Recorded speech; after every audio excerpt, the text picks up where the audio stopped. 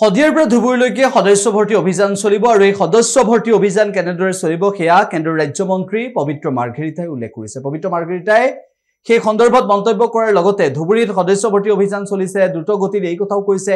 পবিত্ৰ মাৰ্ঘেৰিটাই কৈছে যে পৰাজয় বৰণ কৰা সমষ্টিটো সদস্য ভৰ্তি অভিযান পূৰ্ণোদ্যমে চলিব সেই কথা উল্লেখ কৰিছে। আনহে নালাগে ভূপেন বৰা সন্দৰ্ভতো পবিত্ৰ মাৰ্ঘেৰিটাই মুখ খুলিলে আৰু কংগ্ৰেছে শিক্ষকৰ ওচৰলৈ যাব বিচৰা কাৰ্য এটা সময়ত যে কংগ্ৰেছে শিক্ষকৰ ওচৰত ভুল কৰিছিল তাৰ প্ৰায়শ্চিত্ত বিচাৰি পেলাই শিক্ষকৰ ওচৰলৈ যাব বিচাৰিছে বুলিও পবিত্ৰ মাৰ্ঘেৰিটাই এক প্ৰকাৰ সৰব সমালোচনা কৰিলে।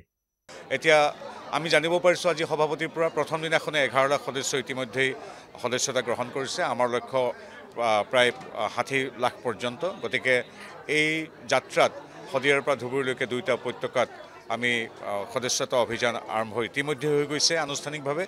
এই যিটো উৎসাহ উদ্দীপনা আৰু জনাশীষ আশীৰ্বাদ, এই আশীৰ্বাদেই আমাৰ আচলতে ভাৰতীয় জনতা পাৰ্টিৰ যাত্ৰাৰ প্ৰধান ইন্ধন।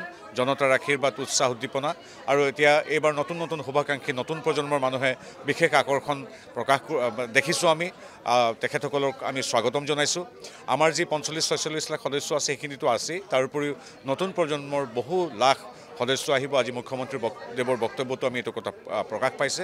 গতিকে আমাৰ এই 46 লাখ সদস্যৰ ওপৰঞ্চি যিসকল নৱাগত আমাৰ দললৈ আহিব বিচাৰিছে সকলোকে স্বাগতম। বিশেষকৈ যুৱ প্ৰজন্মৰ যি আগ্ৰহ, নৰেন্দ্ৰ মোদীদেৱ তথা অসমৰ পৰিপ্ৰেক্ষিতত হিমন্ত বিশ্ব শৰ্মাদেৱৰ প্ৰতি আস্থা, ভাৰতীয় জনতা পাৰ্টিৰ যিটো দৰ্শন আদৰ্শ, সেই আদৰ্শৰ প্ৰতি সন্মান একনিষ্ঠতা দেখুৱাই যিসকল আহিছে তেওঁলোকক পুনৰবাৰ স্বাগতম জনাইছোঁ। এই যে বিজেপিত আমি অংশগ্ৰহণ কৰিছোঁ এগৰাকী সদস্য হিচাপে, কেৱল দলটোৰ বাবে নহয়, দেশ মাতৃৰ সেৱাৰ বাবে মই উৎসৰ্গিত মনোভাৱেৰে কাম কৰিবলৈ আগবাঢ়িছোঁ। চাওক, ক'ত আমি কিমান ভোট পাইছোঁ এইটো নহয়, প্ৰত্যেকটো অঞ্চলেই আমাৰ বাবে দেশ মাতৃৰ এটা অভিন্ন অংগ। গতিকে প্ৰত্যেকগৰাকী নাগৰিকেই আমাৰ শ্ৰদ্ধেয়। আমি য'ত আমি ক'ৰবাত কেনেবাকৈ ভোট কমো পাইছিলোঁ যদি, ধৰি লওক আপুনি ধুবুৰী সমষ্টিৰ কথা কৈছে, তাতো আমাৰ যিসকল শুভাকাংক্ষী সদস্য আছে, যিসকলে ভাৰতীয় জনতা পাৰ্টিৰ দৰ্শন আদৰ্শত বিশ্বাসী, তেওঁলোককো আমি আদৰণি জনাইছোঁ। গতিকে ধুবুৰীটো এক জন আন্দোলন হৈ গৈছে। ধুবুৰীত বেছি দ্ৰুতগতিত সদস্য বৃদ্ধি পাইছে। খুব ভাল কথা। এইটো কংগ্ৰেছে পলম কৰিছে। আচলতে কংগ্ৰেছে এই শিক্ষকসকলৰ ঘৰলৈ যোৱা কামটো আজিৰ পৰা বহু বছৰ আগতে কৰিব লাগিছিলে।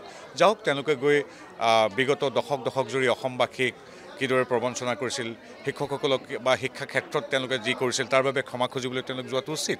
পলমে কৰিছে, তেওঁলোকে যাওক, তেওঁলোকৰ গুৰুজনৰ ওচৰত গ'লে ৰাজনীতি কৰক বা ক্ষমা খোজক, যি কৰক, শিক্ষক সমাজ আমাক দিশ দেখুওৱা, পোহৰ সন্ধান দিওঁতা আমাৰ পৰম শ্ৰদ্ধেয় আমাৰ গুৰু।